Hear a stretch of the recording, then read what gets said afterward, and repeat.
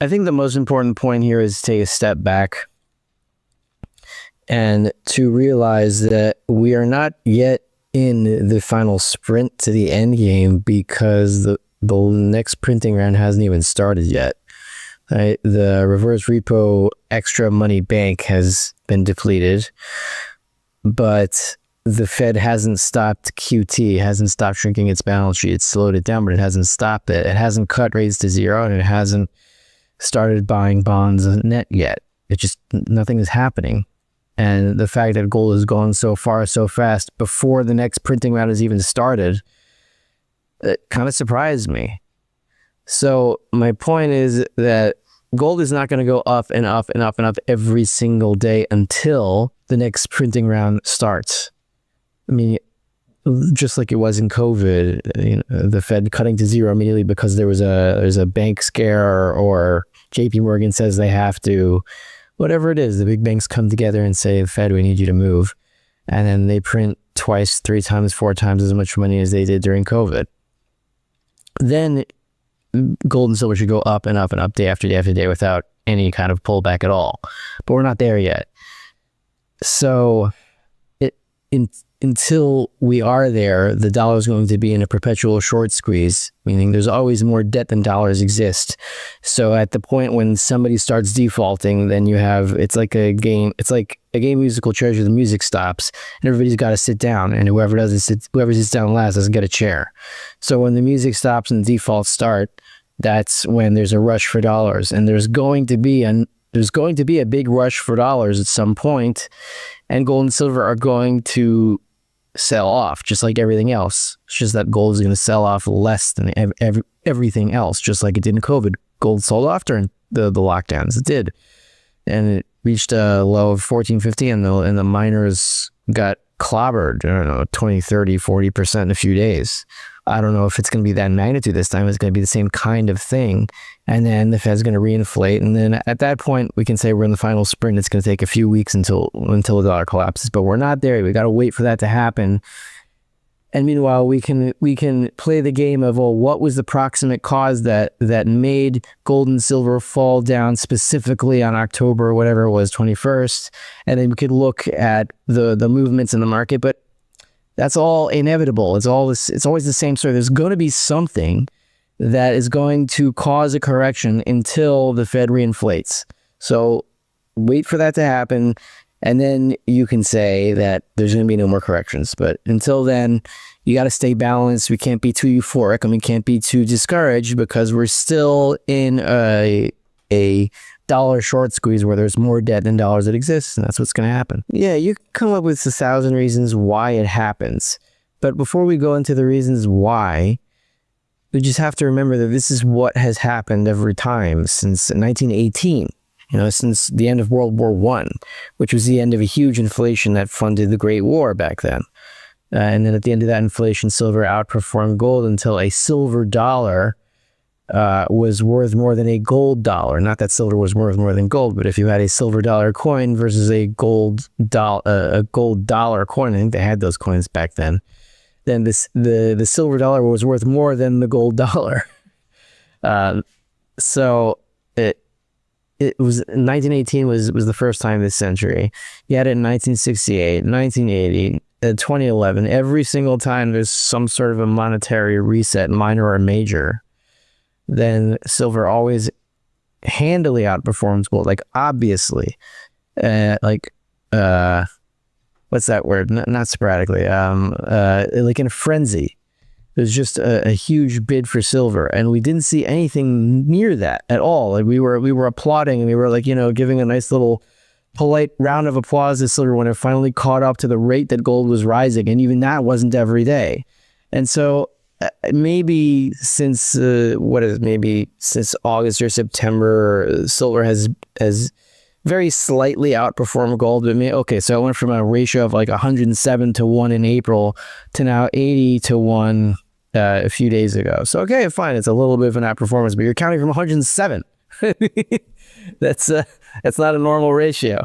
So whatever is happening now, it's not an intermediate top. If it is a major top, it would be like any of the other ones that we've experienced since 1918. If you want to go into the why, It depends where your vision is most keen, what aspects of the gold and silver market you connect to or you look at, are you able to analyze the best. And I'm always broadly monetary. So whenever whenever silver outperforms gold, it's a signal that credit is breaking down. And either the Fed intervenes and it saves the credit market by adding more credit. Adding more credit means adding more debt, because it's the same thing. Credit and debt are two sides of the same coin.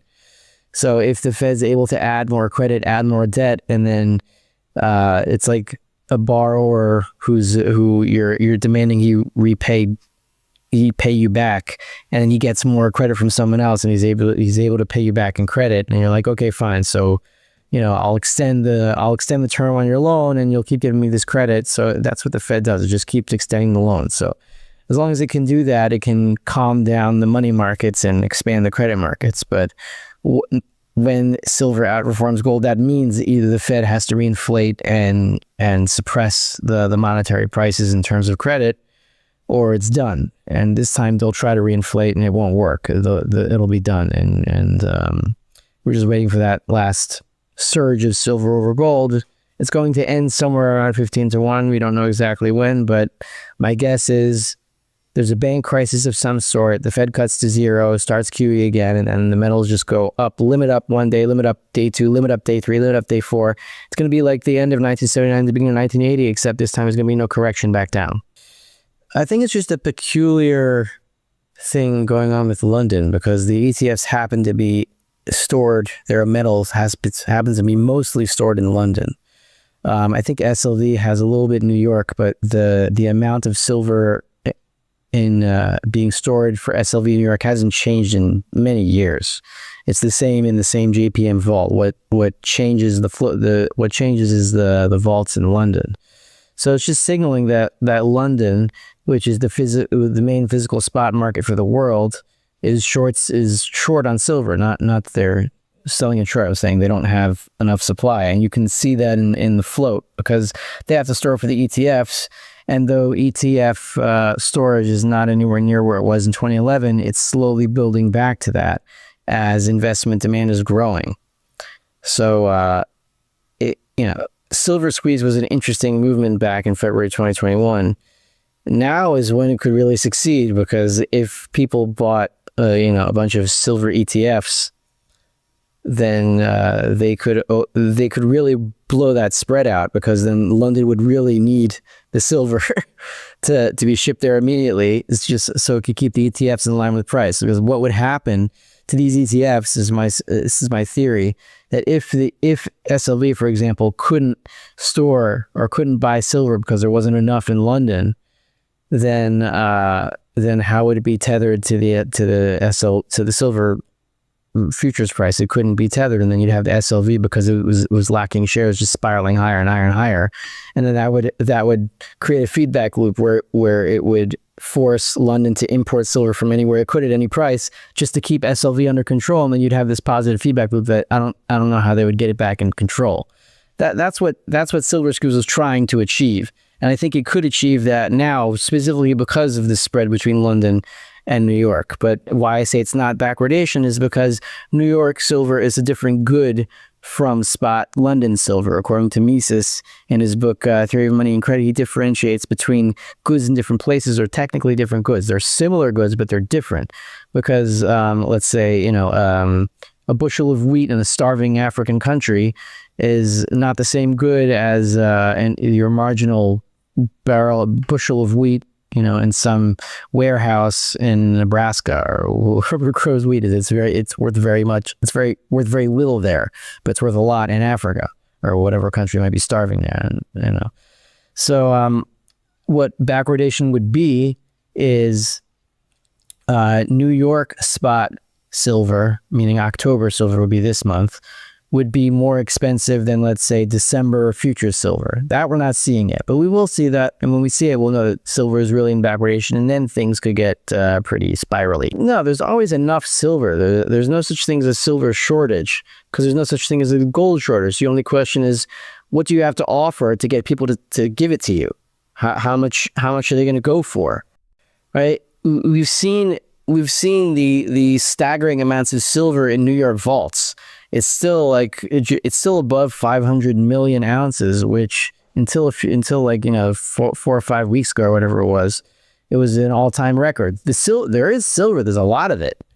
You know, even London has a lot of silver. It's just most of it is being stored in ETFs, and in New York, most of it's being stored by who knows who owns this stuff. It's there, it exists. It's just people aren't selling it for the $50 that the exchanges say that it's worth now. So